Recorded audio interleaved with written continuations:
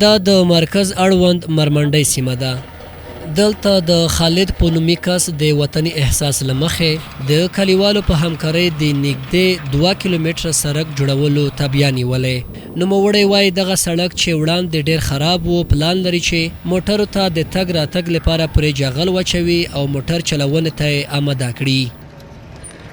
دا خو تقریبا 2 کیلومتره سړک دی. کامو زیات په خپل شخصي پیسو مو کور شروع کړی دی. یو څه اندازه کومک چې د هغه خوست ولي صاحب سره کړی دی. دومره مشکلات و چې مریض وشي یا بونه رقم داسې ضروري کور د چا شو نو هغه رسیدګي مو په ټیم نشوه کولی. ډېر مریضون داسې شوي دي چې د لارې د خرابوالي له وجې په ټیم ډاکټر ته نه دي رسېدلي.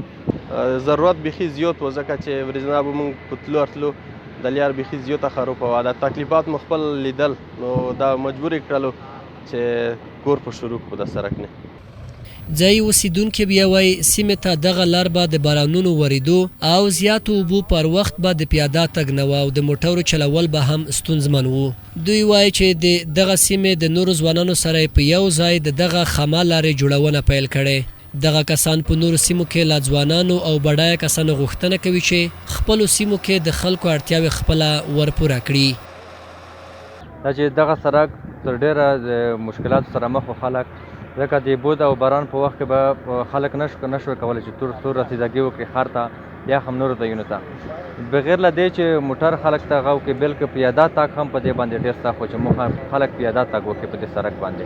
هر سړی نه موږ دا غوښتنه ده چې خپل کلي کوم کې تجار وي پیسې دوره حال کړي پال مت وي لښتای مت وي خپله دی کومک وکړي نو مشکل به حال شي. موږ خپله دی نه ډېر کومکونه خپل کلی کې وکړل. خپل کله په لګیا ده جوړوي یې سیخوي یې.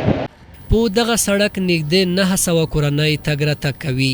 د خوست په یو شمېر سیمو کې هم ځوانانو په خپل شخصي لګښت پلونه سړکونه او د برېښنا لیټونه لګولي چې تر ډېره د سیمه والو ستونزې ورسره حل شوي دي.